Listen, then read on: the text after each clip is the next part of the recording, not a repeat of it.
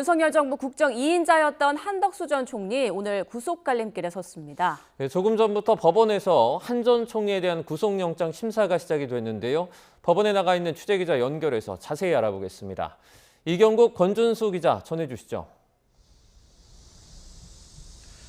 네, 서울중앙지방법원에서 한덕수 전 총리 구속영장 심사 관련 내용 자세히 전해드리도록 하겠습니다. 우선 한 전 총리 영장심사 이곳 서울중앙지방법원에서 낮 1시 반부터 시작이 됐습니다.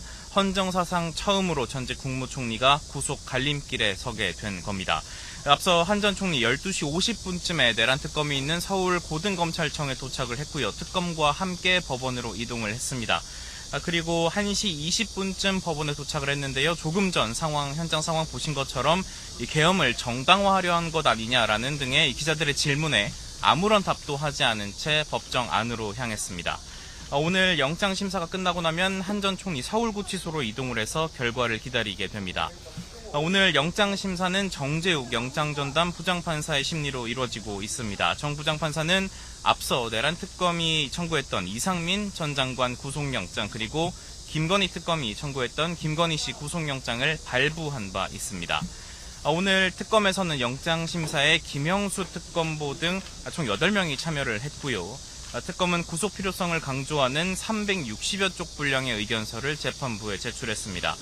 또 오늘 심사 과정에서 이 영상자료가 포함된 PPT 160여 쪽도 특검은 활용한다는 계획입니다. 앞서 특검이 한 전 총리를 상대로 진행한 조사 내용도 살펴보면 좋을 것 같은데요. 이 부분은 우리 권준수 기자가 설명해 주시죠. 네, 앞서 내란 특검은 지난달 초에 한 전 총리를 처음 피의자 신분으로 소환해서 조사했습니다. 당시 피의자 신분이긴 했지만 이 특검이 사흘 뒤에 윤 전 대통령 소환을 앞두고 있던 시점이라서 윤 전 대통령 혐의를 입증하기 위한 참고인 조사 성격에 가까웠습니다. 이후 특검은 윤석열 정부 국무위원들을 잇따라 조사했고 한덕수 전 총리의 자택과 총리 공간 등을 압수수색하는 등 강도 높은 수사를 이어왔습니다. 이번 달 중순에는 2차례 또 소환 조사가 있었습니다. 지난 19일에 2차 조사가 있었고 또 지난 22일에 세 번째 소환 조사가 있었습니다. 모두 고강도 조사였는데 2차 조사 내용이 좀 중요합니다. 16시간가량의 고강도 조사가 이루어졌고 이날부터 한 전 총리에 대해서 이제 본인 혐의와 관련해서 본격적인 조사가 진행됐습니다. 앞서 말씀드린 대로 세 번째 조사는 지난 22일에 닷새 전에 있었고요. 그 다음에 24일 사흘 전에 특검이 전격으로 구속영장을 청구하며 신병을 확보하겠다는 의지를 보였습니다. 네, 이제 한 전 총리가 받고 있는 혐의들 하나하나 설명해 드리겠습니다. 먼저 내란 우두머리 방조 혐의입니다.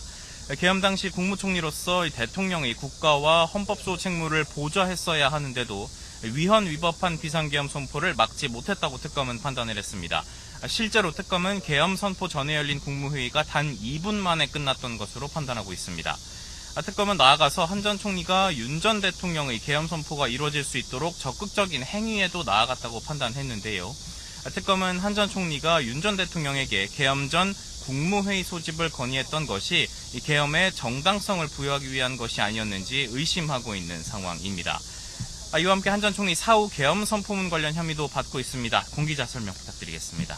네, 한 전 총리는 윤 전 대통령 그리고 강희구 전 대통령실 부속실장과 공모해서 사후 계엄 선포문을 작성하고 또 폐기에 관여했다는 혐의도 받고 있습니다. 한 전 총리는 계엄 이후 강 전 실장이 작성한 사후 계엄 선포문에 부서, 그러니까 서명을 한 것으로 파악했습니다. 이후 김용현 전 국방부 장관이 긴급 체포되는 등 관련 수사가 급물살을 타자 한 전 총리는 강 전 실장에게 없던 일로 하자고 말한 바 있습니다. 사실상 이런 사후 계엄 선포문과 관련해서 이 전반적인 사실관계를 덮으려고 한 것으로 특검은 의심하고 있는데요. 때문에 허위 공문서 작성과 행사 그리고 공영서류 손상 혐의 등을 특검은 이번에 적용한 상태입니다. 네, 또 다른 혐의는 위증 혐의입니다. 앞서 한 전 총리 헌재에 나와서 거짓 증언을 한 혐의를 받고 있습니다. 지난 2월 윤 전 대통령 탄핵 심판 증언대에 선 바가 있는데 당시에 계엄 선포문을 본 적도 받은 적도 없다고 증언한 바 있습니다. 하지만 특검이 확보한 계엄 당시 대통령실 대접견실 CCTV에는 한 전 총리가 문건을 들고 있는 모습이 포착이 된 바 있습니다. 한 전 총리 지난 19일 진행된 특검 2차 소환 조사에서 결국 윤 전 대통령으로부터 당시에 선포문을 받았었다면서 기존 주장, 진술을 뒤집었습니다. 한 전 총리는 앞서 국회 국조특위에 나와서도 이 계엄 당시에 선포문을 인지하지 못했다고 증언한 바가 있는데 이 고발 없이 특위가 해산하면서 일단 이번 영장에서 관련 부분은 빠진 상태입니다. 오늘 영장 심사에서 특검이 어떤 전략을 꺼내들지에도 관심이 쏠리고 있습니다. 권준수 기사가 설명해드리겠습니다. 네, 내란 특검 같은 경우 오후 1시, 그러니까 38분 전이죠. 그러니까 오후 1시쯤에도 브리핑을 열고 나서 한 전 총리의 범죄의 중대성을 강조하겠다고 설명했습니다. 또 이제 증거인멸 우려와 재범 우려를 이제 함께 강조할 것으로 보이는데요. 먼저 한 전 총리가 윤 전 대통령의 위헌 위법한 비상계엄 선포를 방조했고 나아가 도움을 줬다고 판단하는 만큼 그 혐의가 무겁다고 이야기할 것으로 보입니다. 실제 특검은 앞서 말씀드린 것처럼 54페이지 분량의 구속영장 청구서의 상당 부분을 범죄의 중대성을 설명하는 데 할애한 것으로 전해졌습니다. 또 한 전 총리가 받는 위증, 아까 말씀드린 사후계엄 선포문 작성과 폐기 관여 혐의가 그 자체로 이 계엄 사태와 관련된 증거를 없앨 우려가 있다. 또 이렇게 직결된다는 부분도 부각할 것으로 보이는데요. 이 비상계엄 관련 사건들 재판이 계속 예정되어 있는 만큼 한 전 총리가 추가로 이렇게 위증할 가능성이 있기 때문에 특검은 재범 우려에 대해서도 주장할 거라 관측됩니다. 반대로 한 전 총리 전략도 한번 예상을 해보겠습니다. 한 전 총리는 일단 계엄을 방조하지 않았다고 주장하면서 혐의를 부인할 것으로 예상이 됩니다. 일단 계엄 선포 전 국무회의 소집 건의를 두고는 위원들의 의견을 듣기 위함이었다라고 주장할 것으로 보이고요. 이후 윤 전 대통령의 계엄 선포를 적극 말렸었다는 기존 주장을 거듭 강조할 것으로 예상이 됩니다. 또 헌법재판소가 자신에 대한 탄핵소추안을 기각했던 것을 언급하면서 당시 헌재의 판단처럼 계엄에 정당성을 부여하기 위한 적극적인 행위는 하지 않았다고 주장할 가능성도 있습니다. 다만 특검은 앞서 수사를 통해 많은 자료와 증거를 확보했다면서 현재 탄핵 심판 때와는 상황이 달라졌다라고 상황을 평가하기도 했습니다.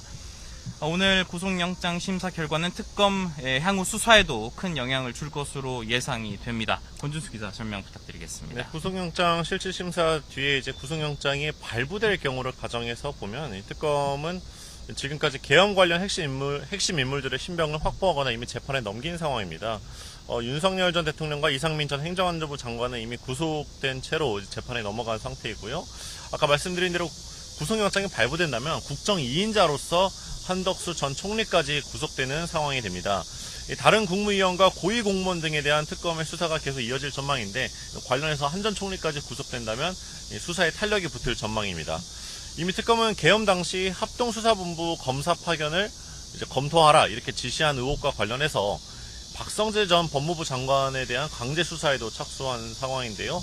최상목 전 경제부총리 그리고 조태용 전 국정원장 등에 대한 다른 국무위원에 대한 수사에도 속도가 붙을 것으로 보입니다.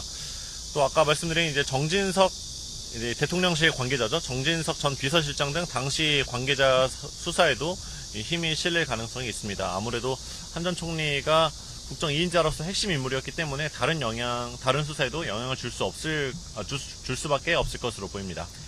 또 하나 영향을 받을 것으로 보이는 특검 수사, 바로 비상계엄 해제 표결 방해 의혹 관련 수사입니다. 한 전 총리 신병 확보 여부는 이 특검이 계엄 해제 방해 의혹, 표결 방해 의혹 수사에도 영향을 미칠 것으로 보입니다.